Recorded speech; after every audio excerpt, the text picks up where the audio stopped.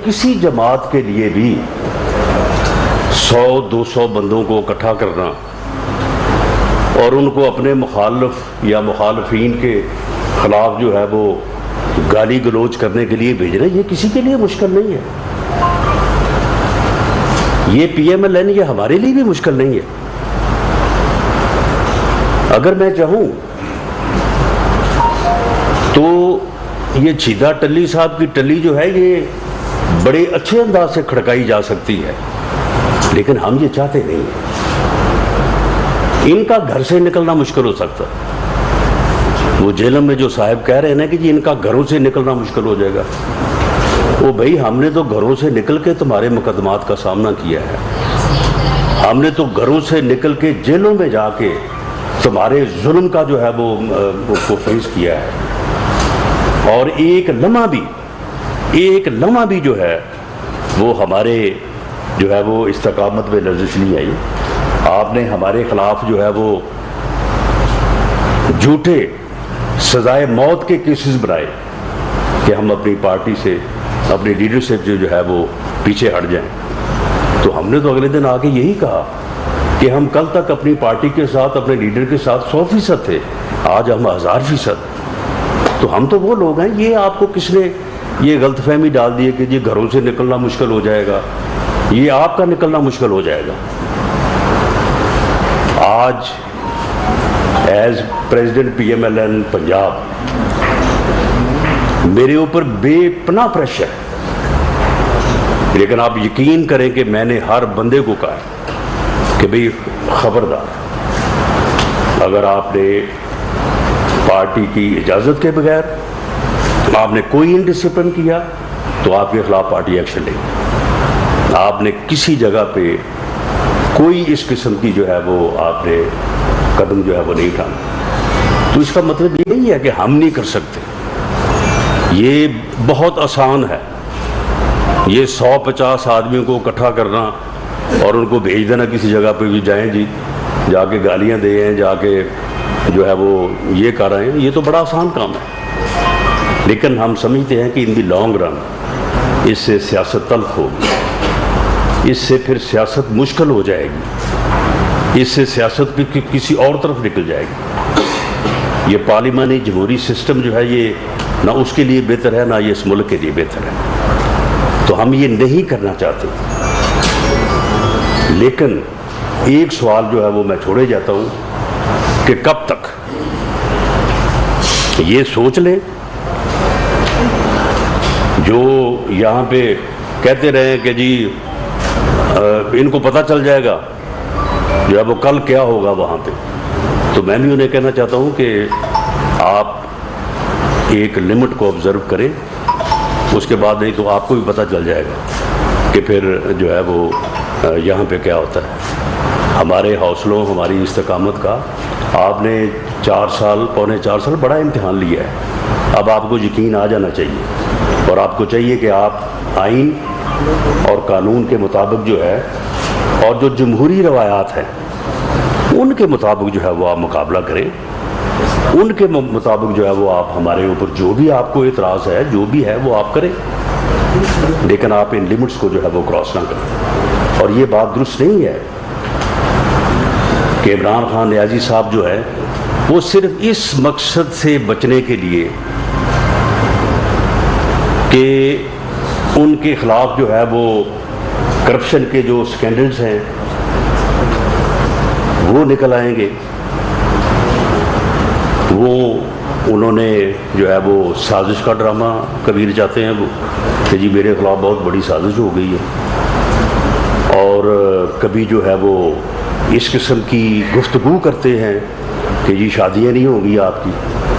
तो भैया आपकी तो 65 साल की उम्र में भी हो गई है शादी, तो लोगों को आप कह रहे हैं कि जी आपके साथ आपकी शादियाँ नहीं होंगी, आपके बच्चों को, यानी लोगों को रास्ता दिखा रहे हैं, लोगों को ये बता रहे हैं कि हमारे मुखालफिन के बच्चे जब स्कूलों में जो पढ़ने जाते हैं तो वहाँ पे उनको यही तंग किया जाए। इसी तरह से जो है वो उन्होंने कहा कि जी मैं इंतज़ार कर रहा हूँ कि जब ये लोग जो है वोट लेने के लिए जाएंगे, तो भाई वोट लेने के लिए तो फिर आपने भी जाना है। अगर आप इस किस्म का माहौल पैदा करेंगे तो फिर आपको भी जो है वो उसी किस्म के माहौल का जो है वो सामना करना पड़ेगा।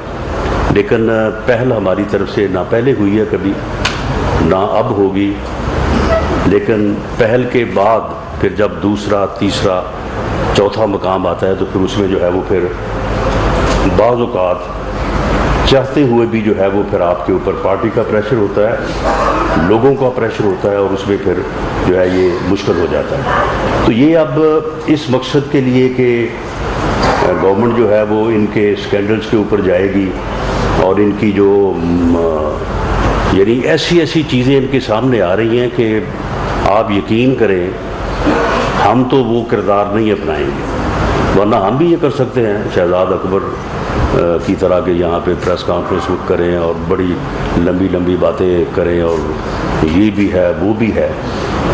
जो मामला सामने आए हैं, एक जो फराह खान साहबा है जो इनकी वुमेन फ्रंट मैन थी, उनकी 84 करोड़ रुपए की तो एक ही ट्रांजैक्शन है।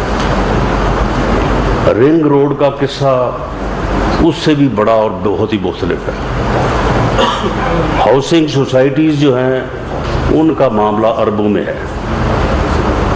गुजरांवाला ही जो है वो उसका ही हिसाब नहीं है। लेकिन FIA और नैब को ये फराह खां वाला मामला जो है वो गवर्नमेंट ने या FIA ने नहीं, वो नैब ने जो है उसको वो सामने लाए हैं। तो ठीक है, ये उनको जवाब दें, ये सफाई दें। इंक्वायरी रिपोर्ट जब तक मुरतब नहीं होती, हमारी तरफ से आप कोई प्रोपेगेंडा जो है या वो कोई प्रेस कॉन्फ्रेंस आप नहीं देखेंगे। जो एलिगेशन सामने आई हैं उन एलिगेशंस के ऊपर जो है ये FIA को जवाब दें, ये नैब को जवाब दें और वहाँ पे इंक्वायरी जो है वो कंक्लूड हो। जब कुछ चीज़ें जो है वो मटेरियली विद एविडेंस जो है वो सामने आ जाएंगी तो फिर यकीनन जो है वो उनके ऊपर बात जो है वो हो सकती है। लेकिन अगर आप समझते हैं कि आप इन चीज़ों को इस तरह से सबोताज करेंगे कि कभी आप जो है वो साजिश कहेंगे कि हमारे खिलाफ बहुत बड़ी कॉन्स्पिरेसी हो गई है, और कभी आप मुल्क में अफरा तफरी अनारकी फैलाने की कोशिश करेंगे, आप ये कोशिश करेंगे कि हर गली में हर मोहल्ले में जो है वो झगड़ा हो और इस तरह से जो है वो आप इन चीज़ों से बच निकलें, तो आप इस तरह से बच नहीं निकलेंगे। ये मैं आपको बता दूँ, जो आपने किया है इस मुल्क और कौम के साथ 4.25 साल, उसका आपको इस कौम को भी हिसाब देना पड़ेगा। जब इलेक्शन में आप हर हलके में, हर गली में, हर महल्ले में जाएंगे, ये आप फ़ैन क्राउड जो है वो इकट्ठा कर लें और इकट्ठा करके उसके साथ जिस किस्म की मर्ज़ी जो है वो गुफ्तगू कर लें। जब आप हलकों में जाएंगे तो आपको पता चलेगा।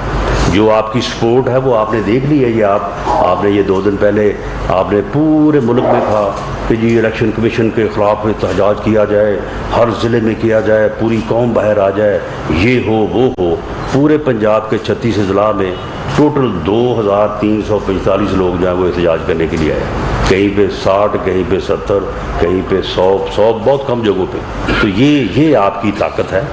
तो इसलिए आप इन चीज़ों को जो है मलहूज़े खातर रखें और निज़ाम को जो है, कभी आप अदारों के ख़िलाफ़ जो है वो बात करते हैं, अदलिया के ख़िलाफ़ बात करते हैं, जजेस के नाम लेके, चीफ इलेक्शन कमिश्नर जिसको आपने जो है वो ख़ुद मुकर्रर किया, उस प्रोसेस में आप खुद थे, उनका नाम लेके और उनको आप किस किस्म की गुफ्तगू करते हैं, उनको आप पॉलिटिकल एजेंट और सियासी जमातों से जो है वो जोड़ते हैं। पूरी कौम जो है वो अदलिया के साथ खड़ी है, पूरी कौम जो है वो चीफ इलेक्शन कमिश्नर के साथ जो है वो खड़ी है। ये आपने एहतजाज करके जो है वो बड़ी अच्छी तरह से जो है वो देख लिया है। तो ये किरदार कशी जो है ये इस तरह से जो है वो नहीं चल सकेगी। FIA में जो साइबर क्राइम विंग है वो मैं आपको यकीन दिलाना चाहता हूँ कि वो सवाल ही पैदा नहीं होता कि वो पॉलिटिकली या इज़हार राय की आज़ादी को रोकने के लिए जो है वो इस्तेमाल हो। कतन ऐसा नहीं होगा।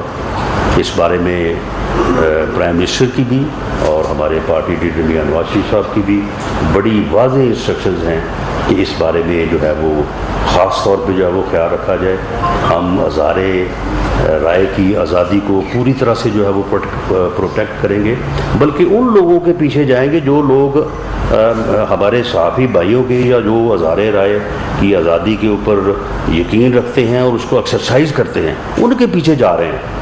उनके घरों पे जाके जो है वो इस किस्म की जो है वो बदतमीज़ी भी कर रहे हैं, और फिर दूसरा ये कि उनके ख़िलाफ़ सोशल मीडिया के ऊपर भी जो है वो बड़ी काबिल एतराज़ जो है वो गुफ्तगू कर रहे हैं। हाँ, उनको बिल्कुल रोकेंगे। इसी तरह से अदलिया के ख़िलाफ़, अफ़वाज पाकिस्तान के ख़िलाफ़ जो है वो इस किस्म का जो प्रोपेगेंडा सोशल मीडिया पे जो है वो किया जा रहा है, उस बारे में हमने काफ़ी इक़दाम किए भी हैं, लेकिन हम इसकी साइबर क्राइम विंग की कैपेसिटी को जो है वो मैं बढ़ाने जा रहा हूँ, और इंशाअल्लाह ताला हम इस बात को इंश्योर करेंगे कि ये चीज़ें जो है ये ना हों। बाकी बाबा रहमती साहब जो है वो मिले हैं इनको 2 दिन पहले, तो ये भी एक यानी बड़ी जो है वो अच्छी खबर है कि जब एक बाबा रहमती और दूसरा पागल खान ये दोनों मिलेंगे तो फिर उससे कौम को जो है वो कोई अच्छाई की तवक्को तो होगी नहीं। लेकिन बहरहाल ये है कि ये एक अलर्ट ज़रूर है कि इस बारे में जो है वो हम भी अपने मामलात को जो है वो बेहतर अंदाज से रखें, ताकि इन चीज़ों की जो है वो इनका जो है वो तदारक किया जा सके। तो मैं दोबारा जो है ये इस वाक़े की भरपूर मज़म्मत करता हूँ अपनी जमात की तरफ से, अपनी लीडरशिप की तरफ से, पूरी कौम की तरफ से, और मैं इस बारे में 2 इक़दाम जो है वो करने जा रहा हूँ। एक तो मेरी मिनिस्ट्री जो है वो हम रिक्वेस्ट करेंगे, क्योंकि ये दुनिया के किसी मुल्क, यानी आज तक ना कभी आपने सुना होगा, कम से कम मेरे नॉलेज में तो नहीं है कि दुनिया के किसी और मुल्क का भी नाम आए कि जी फ़लाँ मुसलमान मुल्क जो है वहाँ के का कोई वफद या वहाँ के कोई लोग या वहाँ के कोई लीडर वहाँ पे हरम पाक में मौजूद थे, तो उसी मुल्क के लोगों ने उनके ख़िलाफ़ जो है वहाँ पे कोई बदतमीज़ी का मुजाहरा किया या नारेबाजी की है। ये किसी और मुल्क के मुताल्लिक़ आज तक नहीं सुना। ये सिर्फ पहले भी कुछ थोड़ा बहुत जो है वो सुनने में आता है, और अब तो खैर ये वाक़या जो है ये बहुत बड़ा हुआ है। इसमें शाहजैन नवाबज़दा शाहजैन भुट्टी साहब के ऊपर तो फ़िज़िकल असॉल्ट हुआ है, और मोहतरमा मरियम औरंगज़ेब साहबा के ख़िलाफ़ भी आप यही समझे कि फ़िज़िकल हद तक ही, बल्कि बहुत ज़्यादा जो है उनको जो है वो हरास किया गया है। तो मेरी मिनिस्ट्री जो है वो एक हम्बल रिक्वेस्ट करने जा रही है सऊदी गवर्नमेंट से कि वो इस बारे में जो है वो कोई एप्रोप्रिएट एक्शन जो है वो लें, ताकि ये जो चीज़ है ये अब जिस हद तक ये बढ़ चुकी है, और हम उनको ये कन्वे करने जा रहे हैं कि पूरी कौम में किस इज़्तिराब से और किस कर्ब से जो है वो लोग गुज़रे हैं जब उनको ये मालूम हुआ है कि ये हरम पाक में जो है और मस्जिद नबवी में जो ये वाक़यात जो है वो हुए। तो ये जो है हम उनसे ये रिक्वेस्ट करने जा रहे हैं, और उनसे ये भी रिक्वेस्ट करने जा रहे हैं कि इन लोगों की जो है वो वहाँ पे जो CCTV फुटेज बनी है उसके मतलब जो है वो इनकी शनाख्त जो है वो हमें करके भेजें, ताकि इन लोगों के ख़िलाफ़ जो है वो तो ये है कि इन लोगों को वापस भेजा जाना चाहिए। ये लोग वहाँ पे रहने के काबिल ही नहीं है अर्ज़ मुक़द्दस पे, और दूसरा ये है कि वो हमें भी इस बारे में मदद करें ताकि हम भी ट्रेस आउट करें कि ये कौन लोग हैं और इनके ख़िलाफ़, क्योंकि जब पब्लिक एट लार्ज लेवल पे लोगों ने इतना दुख महसूस किया है, लोग इतना इससे परेशान हुए हैं, तो इससे जो है वो मजहबी जज्बात जो है वो उभर सकते हैं, और इससे हमें एक और तरह की सूरत हाल का जो है वो सामना किया जा सकता है। मुल्क में जो है वो बदअमनी हो सकती है, ऐसे वाक़यात हो सकते हैं। तो इसलिए हम ये लॉ मिनिस्ट्री से कहा है कि वो हमें इस बारे में एडवाइस करे कि क्या इस बारे में हम कोई मुकदमा यहाँ पे जो है वो दर्ज कर सकते हैं, और हम यहाँ पे भी जो है इन लोगों के ख़िलाफ़ जो है वो प्रोसीड करें।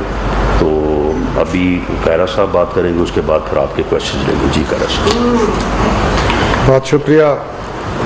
राना साहब ने बहुत तफसील से बात कर दी। मैं भी अपनी तरफ से, जमात की तरफ से और हुकूमत की तरफ से कौम की नुमाइंदगी करते हुए आज बड़े भारी दिल से यकीनन आपके सामने मुखातब हैं, और जिस वाक़या का आप सारे गवाह हैं और सारी कौम का दिल दुखा है, खान साहब से यही गुजारिश कर सकते हैं कि पहले आप मदीने का नाम लेके रियासत मदीना के नारे लगा के मदीने की तौहीन कर रहे थे। कभी आप कुछ ख़ास उलमा को बुला के दुआएं मंगवा के मज़हब का नाम इस्तेमाल करके सियासत करना चाहते हैं, ये भी करना चाहते हैं तो कम अज़ कम मदीने वाले का और रोज़े रसूल का उसका एहतराम तो लाजम रखें, कुछ कदरें तो छोड़ दें। सिर्फ अपनी मनफी सियासत के लिए आप इस हद तक जा सकते हैं कि एक ऐसा अमल जिससे अक्रॉस द वर्ल्ड पूरे दुनिया में मुसलमानों का दिल दुखा है। और क्या चाहते हैं, कितनी डिवाइड, कितनी नफरत, कितनी तकसीम चाहते हैं। हम पहले दिन से ये बात कह रहे हैं कि इमरान खान की पॉलिटिक्स जमहूरी पॉलिटिक्स नहीं है, वो फाशिज्म चला चाहते हैं।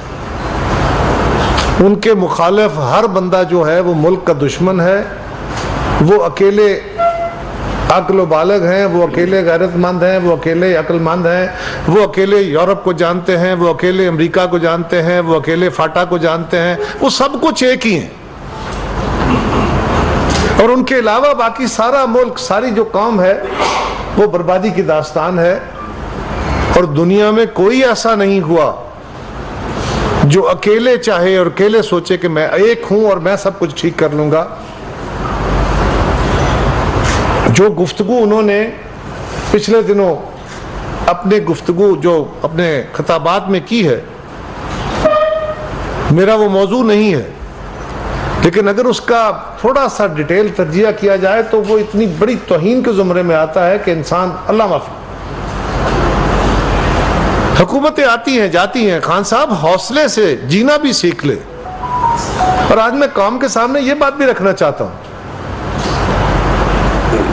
कि क्या नफरत से, तकसीम खड़ी करने से क्या मुल्क की कोई बेहतरी हो सकती है कि एक सिर्फ पीटीआई के लोग इस मुल्क में रह जाएं, बाकी सारे खत्म हो जाने चाहिए? एक सिर्फ उनके वोटर और उनके नुमाइंदे असेंबलियों में रह जाएं, बाकी सारे खत्म हो जाने चाहिए? और उसमें भी मुनाफिकत की इंतहा है। अपने मुखालफों को गालियां तो अब दे रहे थे, हम बर्दाश्त कर रहे थे, वरना ठीक है, राना साहब ने, किसको नहीं आता ये काम। हमारी ये तरबियत नहीं है, तल्ख माजी हमारा है, हम एक दूसरे के खिलाफ भी तल्ख रहे हैं, बाकी जमातें भी, हुकूमतें तल्ख हो जाती हैं, लेकिन उसकी कोई लिमिट होती है। कितनी तल्खी, कितनी तकसीम, कितनी नफरत। आज तक पाकिस्तान में जब सियासी अमल में या बाकी इश्यूज के ऊपर कौम इकट्ठी हुई है, कौमी क़यादत इकट्ठी हुई है, पाकिस्तान के मसाइल हल हुए हैं, जब जब हम तकसीम हुए हैं, जब जब हम नफरतों का शिकार हुए हैं, पाकिस्तान पीछे गया है, रिवर्स हुआ है। आज कौम को आंखें खोल के ये देखना होगा कि खान साहब क्या चाहते हैं। खुद इंसाइट कर रहे हैं लोगों को, खुद लोगों को आप इश्तहा दे रहे हैं, नाम लेके, नूर आलम का नाम लेके कहा कि मैं देखना चाहता हूं लोग उसके साथ क्या करते हैं। ये बदकिस्मती है। मैं क्या उनको धमकियां दूं तो क्या इससे बेहतरी हो जाएगी? कल जो वाकया रात को हुआ है कौसार मार्केट में, हमारे लिए बड़ी तकलीफ का वाकया हुआ, हम इसको किसी तरह अप्रिशिएट नहीं कर सकते, लेकिन ये क्या होगा, शाखसाने इसी तरह निकलेंगे, लोग एक दूसरे के दस्तों गिरबान होंगे, घरों में तकसीम होगी, आबादियों में तकसीम होगी, सोसाइटियों में तकसीम होगी, आप साफियों में तकसीम होगी। वो कलाम कहां तक तकसीम को लेके जाना चाहिए? इदारों के खिलाफ नफरत फैलाना चाहते हो? जो इदारा आपके साथ नहीं चलता, जब तक आपकी ताबेदारी करता है आप उसके साथ है, नहीं जब तक आपको प्रोटेक्ट करता है आप साथ हैं, अदरवाइज नहीं, और आप उस पर हमलावर हो जाते हैं। वो एस्टेब्लिशमेंट है, वो इलेक्शन कमीशन है, वो पार्लियामान है, कौन सा इदारा? जब तक लोग आपके साथ थे वो बड़े अच्छे थे, आपके साथ अलग हुए हैं तो बड़े बुरे हो गए। कोई असलूब तो सीख ले। और ये हमारे लिए किसी सूरत काबिल कबूल नहीं है। हम आज भी तहम्मुल का मुजाहरा कर रहे हैं, करना चाहते हैं, इसी को लेके चलेंगे। लेकिन हम कौम से भी अपील करना चाहते हैं, नौजवानों से भी अपील करना चाहते हैं, इस चीज को देखें तो सही। फिर साबिक चीफ जस्टिस साहब बड़े नारे मारते थे, ये खान साहब, कि जी देखो उनको नीट एंड क्लीन और मिस्टर साफ और शफाफ का उन्होंने खिताब दे दिया है, सादिक और अमीन कह दिया है। अब हमें समझ आई कि वो सादिक अमीन क्या थे, वो क्यों कहा गया, किस कनेक्शन के तहत आपको ये आपकी प्रमोशनल जो सारा कुछ कैंपेन चल रही थी हुकूमत में आने से पहले और हुकूमत में आने के बाद, ये उसके हिस्से थे। और अब ये आस्ता आस्ता रिवील हो रहे हैं कौम पे, ये खुल रहे हैं। अभी और चीजें आपके सामने आती चली जाएंगी। अभी जो ईमानदारी के दावे हैं उसके बारे में राना साहब ने थोड़ा सा लबकुशाई की है, बहुत सारे राज इनके पास हैं, आने वाले दिनों में मजीद आपके साथ ही शेयर करेंगे। लेकिन हम इसको कंडेम करना चाहते हैं। वो शख्स जब उस ओहदे पे था उस वक्त भी वो उस ओहदे का गलत इस्तेमाल करके आज पाकिस्तान में कौन सी रवायतें छोड़ के गए हैं। हमारी ये कोशिश है और रही है कि हम पाकिस्तान को बर्दाश्त वाला मुआशरा बना के चलें, जमहूरी रवायतों के तहत चलें। क्या हो रहा है जरा गौर कीजिए, इस मुल्क का सदर इस वक्त लीडर ऑफ द अपोजिशन बना हुआ है। यानी इस वक्त हुकूमत की अपोजिशन कौन है? सदर पाकिस्तान। क्या कहा साबका स्पीकर ने, क्या कहा डिप्टी स्पीकर ने, क्या रोल है उनके, क्या रोल है पंजाब के स्पीकर का, क्या रोल है वहां के गवर्नर का? क्या इसको किसी जो जुमरे में आप ला सकते हैं? जब अदालत ने पंजाब असेंबली के प्रोसीजर को एक्सेप्ट कर लिया, अदालत ने उस पर हुक्म दे दिया, उन्होंने चैलेंज ही नहीं किया उसको, चैलेंज नहीं किया साहब। उसके बाद अदालत ने उसके ऊपर हुक्म दिया, उसको मानते हुए, उसको दुरुस्त तस्लीम करते हुए हुक्म दिया कि ओथ ले, ओथ नहीं लिया पर सदर साहब। ये ड्रामा सारी कौम देख रही। कितना रात को 12 बजे अदालतें क्यों खुली? पहली तो बात यह, अदालत खुली नहीं, अदालत सिर्फ आके बैठी थी, आपके लिए इतना ही काफी था। लेकिन लातों के भूत बातों से नहीं मानते। अदालत को अपना डायरेक्ट फैसला और पाकिस्तान का वजूद कायम रखने के लिए आके बैठना पड़ा कि अगर आप इस हद से भी क्रॉस करेंगे तो हम अदालत लगा लेंगे। अब एतराज यह है कि अदालत क्यों लगी, ये क्यों वहां जज साहबान बैठे? और पंजाब में यह एतराज है कि असेंबली का वकार बड़ा खराब हो गया है, बड़ा मजरूह हो गया है, इसलिए कि वहां पुलिस दाखिल हो गई। तो जो गुंडे आपने दाखिल किए, जो आपकी सिक्योरिटी ने वहां एमपीएस के साथ हाल किया, जो फुटेज सारी कौम ने देखी, सारी दुनिया ने देखी, वो असेंबली के वकार में इजाफा था। क्या ऑप्शन था डिप्टी स्पीकर के पास? और हुक्म था अदालत का, आईजी साहब को भी, चीफ सेक्रेटरी साहब को भी। और डिप्टी स्पीकर के पास क्या ऑप्शन था कि अगर आपके गुंडे सारी असेंबली को टेक ओवर कर लेते हैं और वहां प्रोसीजर जो नहीं चलने देते, तो अल्टीमेटली उन्होंने लॉ एंड ऑर्डर को ठीक करने के लिए आईजी को बुलाना पड़ा। क्या करें? उसके ऊपर बड़ा मासूमाना बात कहती है, असेंबली का वकार बड़ा मजरूह हो गया। तो जो अपने हाथों किया उसकी परवाह नहीं है, जो आइन और कानून से खिलवाड़ किया गया उसकी परवाह नहीं है। सो हम आज समझते हैं कि ये कौम के सामने चीजें खुल रही हैं। हम इनकी मुलाकातों की भी मजम्मत करते हैं और इस अमल की भी मजम्मत करते हैं। हम चाहते हैं अल्लाह ना करे कि इससे वो अमल छिड़ जाए। पाकिस्तान के अंदर हमने पहले ही बड़ी मुश्किल से ये जो मजहबी रवादारी का अमल है, इसको बड़ा मुश्किल तरीके से संभाला गया है। लोगों के जज्बात बड़े जल्दी बरांगेख्ता हो जाते हैं और हम समझते हैं कि ये वो इशू है, हमें समझना चाहिए, बर्दाश्त करना चाहिए। और खान साहब, नफरतें बांटने से कुछ नहीं हुआ करता। नफरतें बांटने से सिवाय तबाही और बर्बादी के ना हिटलर कुछ कर सका, ना मुसोलिनी कुछ कर सका। दुनिया में अगर कुछ लोगों ने किया है तो मदीने वाले की मिसाल फिर यह है कि उसमें बर्दाश्त है, उसमें असूल है, उसमें चीज़ों को साथ लेके चलना है, तकसीम नहीं है। वहाँ तो जिस रियासत का आप जिक्र करते हैं गलत करते हैं, आपका उसके साथ ताल्लुक नहीं है। वहाँ तो अपने मजहब के छोड़ें, दीगर मज़ाहिब वालों के लिए भी अमान थी, और आपके यहाँ तो आपके सियासी मुखालफिन जो है उनके लिए भी अमान नहीं है, आपकी बात से इत्तेफाक करने वाले के लिए भी अमान नहीं है। लिहाजा हम आपको ना इदारों पे हमला करने देंगे। चीफ इलेक्शन कमिश्नर के ऊपर हमला है, इलेक्शन जल्दी करा दो, उस पर हमला है। जो काम आपने खुद नहीं की, क्या किया है चीफ इलेक्शन कमिश्नर ने? इलेक्शन कमिश्नर पे ये एतराज है कि वो हमारे केस क्यों नहीं चला रहे। वो भाई 8 साल पहले आपके एक बंदे ने, हर जमात, एक याद रखिए, सारी कौम को ये सुनना चाहिए, हर जमात हर साल इलेक्शन कमीशन में अपनी फाइनेंशियल रिटर्न फाइल करती है। इलेक्शन कमीशन को उस पर एतराज हो तो वो उससे सवाल करके पूछते हैं, उसकी जवाबदेही होती है और सेटिस्फेक्शन करती है इलेक्शन कमीशन। आपकी किसी पिटीशन के ऊपर हम नहीं गए थे, आपकी किसी रिटर्न को हमने चैलेंज नहीं किया था, मुस्लिम लीग ने चैलेंज नहीं किया था। आपका अपना एक साथी, आपका अपना एक दोस्त, आपका अपना एक फाउंडर मेंबर वो गया, उसने कहा जी ये गलत बयानी की गई है, एक्चुअली इनके ये अकाउंट से इन्होंने अरबों रुपए आए हुए हैं और इन्होंने कंसील किए हैं, कंसीलमेंट का भी केस है और गलत पैसे लिए गए हैं वो भी केस है।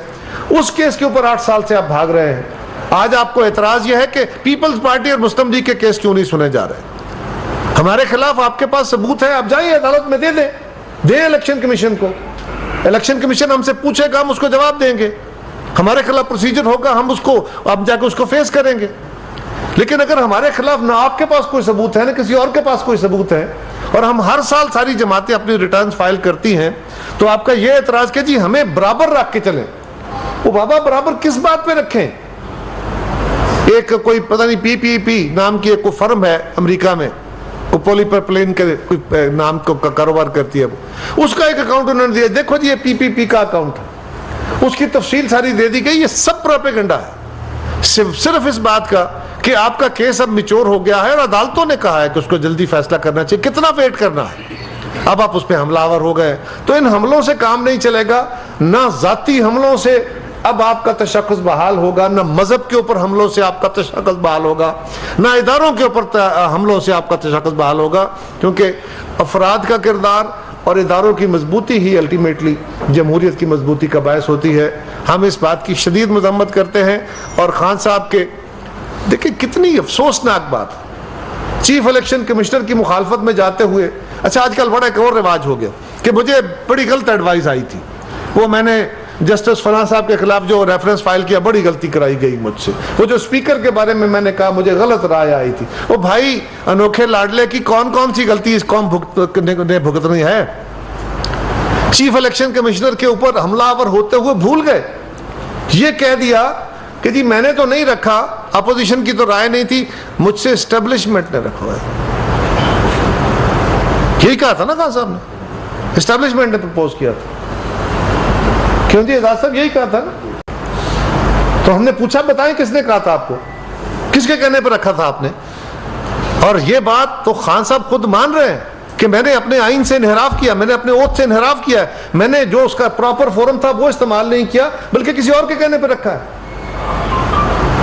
और फिर आज आपको, कल तक वो ठीक थे, आज आप उन पे हमलावर हो गए। इसी तरह अदालतों पे, इसी तरह आज फौज पे हमलावर है, एस्टेब्लिशमेंट पे हमलावर है, आज एजेंसीज पे हमलावर है, जो सोशल मीडिया के जरिए है। और आखिरी गुजारिश यह है कि जुल्म से, ताकत से जबानें बंद नहीं हुआ करती। ना मुसोलिनी कर सका, ना हिटलर कर सका, ना जार कर सका, ना उससे पहले लोग कर सके। वो तारीख में गुम हो जाते हैं। और जो लोग मोहब्बतें बांटते हैं, सोसाइटियों को बांध के चलते हैं, और याद रखिए मुआशरे कवानीन से, इदारों से इनको बांध के चलना पड़ता है। अगर आप अपने आप को आइन, कानून और इदारों से मावरा कर लें और हर तरफ तसादम की तरफ लेके चलें तो फिर अनारकी होती है, जिसकी तरफ आस्ता आस्ता खान साहब हमें ले जा रहे हैं और हम उससे बचने की कोशिश कर रहे हैं। हम इसकी मजम्मत करते हैं और हम कभी भी ये जो आज़ादी सहाफ़त और आज़ादी इज़हार राय के ऊपर पाबंदी लगने का कानून था, वैसे तो वो हाई कोर्ट से स्ट्राइक डाउन हो गया, और हम बिल्कुल कोशिश करेंगे कि हम लॉ मिनिस्ट्री से भी, राना साहब, हम कोशिश करनी चाहिए कि इसकी अपील भी नहीं होनी चाहिए, हम इसके खिलाफ हैं प्रिंसिपली। और लोगों के सामने हकायक आने दीजिए। हाँ, मिस यूज ऑफ अथॉरिटी या मिस यूज ऑफ इंफॉर्मेशन या मिस यूज ऑफ जो पावर आपके पास कलम की पावर है, मेरे पास कोई इख्तियार अगर दिया गया तो वो पावर है, उसका मिस यूज नहीं होना चाहिए। फेक न्यूज, आजकल मुझे हैरानगी होती है, फेक न्यूज के सहारे खान साहब आप पे हमलावर आज भी हैं। यानी जिस वक्त उनकी तकरीर को राना साहब सारा मीडिया लाइव दिखा रहा था, सारे चैनल लाइव दिखा रहे थे, उस वक्त वो उसी मीडिया पे फरमा रहे थे कि मेरा ब्लैकआउट हो रहा है, और आप मीडिया को दबाव में डालना चाहते हैं। इनका तरीकाकार ये है कि जो बंदा इनकी मर्जी का काम नहीं करता उस पर हमलावर हो जाओ, उसको डिफेंसिव कर दो। ये काम नहीं चलेगा, इस तरह पाकिस्तान आगे नहीं बढ़ेगा। You will have to face the music. जो आपने खुद आग लगाई है, अब उसका सेक आपको जरूर पहुंचेगा। शुक्रिया। दुनिया टीवी से जी, मेरा पहले सवाल ये कि इस्लामाबाद में कल एक वाकया हुआ, कासिम सूरी साहब ने हमला किया गया और उनके FIR